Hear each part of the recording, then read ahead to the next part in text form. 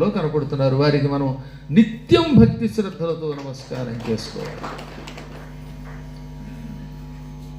కాబట్టి ఈ అమరకంటక ప్రాంతం యొక్క గొప్పతనం ఎంత గొప్పదో తెలియజేసేటటువంటి ఘట్టం ఇదనమాట. సూర్యభగవానుడు ధేను శరీర విలీనుడై 1121 సంవత్సరములు అజ్ఞాతవాసం చేశాడు. ఎన్ని? 1121.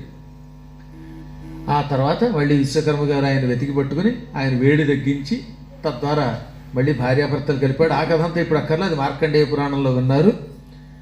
అప్పుడు సూర్యభగవానుడు ఇంతటి కిరణములతో లోకములను పీడిస్తున్నాను, నా భార్యకు కూడా అంతో ఎంతో బాధ కలిగించాను, అంతేకాకుండా నా కాంతి వల్ల ఎంతోమంది మానవులు భస్మైపోయారు, ఈ పాపమునకు ప్రాయశ్చిత్తం ఏమిటి అని అడిగాడు విశ్వకర్మని, మామగారిని, విష్ణువుని. సాక్షాత్ విష్ణువు అన్నారు కదా, అందుకే విష్ణు సహస్రనామములు విశ్వకర్మ, మనుస్తష్ట, స్తవిష్ట, స్తవిరో ధ్రువ.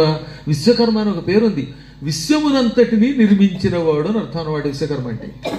అప్పుడు ఆయన ఉన్నాడు, నర్మదా నది తీరానికి వెళ్ళు, అమరకంటక ప్రాంతం దగ్గర నర్మద ప్రవహిస్తోంది పుట్టి, అక్కడ నీ పేరు మీదుగా లింగ ప్రతిష్ఠ చేస్తే నీవు భార్యకి చేసిన అపచారం, ప్రజలని నీ వేడితో తగలబెట్టిన అపచారాలన్నీ తొలగిపోతాయి అనగానే ఆదిత్యుడొచ్చి లింగం ప్రతిష్ఠించాడు. అది ఆదిత్యేశ్వర లింగం అని పిలువబడింది.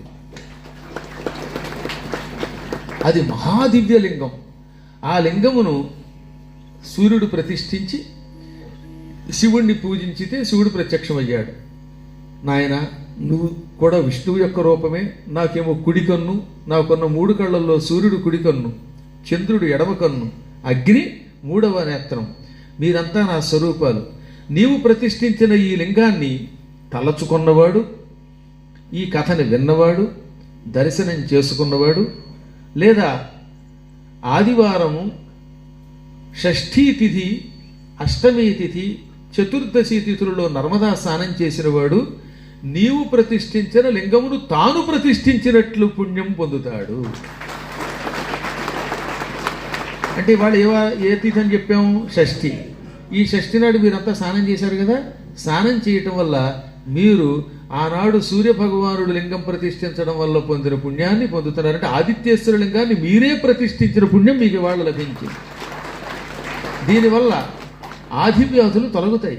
అదే అక్కడికి వచ్చాక చలి అనకూడదు, అసలు నీళ్లు మీద పడితే అరుస్తారేటండి, అరిస్తే అవుతుంది, పుణ్యం పోతుంది. అందువల్ల దానికి ప్రాయశ్చిత్తంగా మళ్ళీ వాళ్ళు ఇంకోసారి స్నానం చేయాలి. ఒంటి మీద చన్నీళ్ళు పడితే బాబోయ్ అన్న కంగారు పడినా వణికిపోయినా దానివల్ల ఏమవుతుంది అనమాట, పుణ్యం పోతుంది. యజ్ఞం చేస్తూ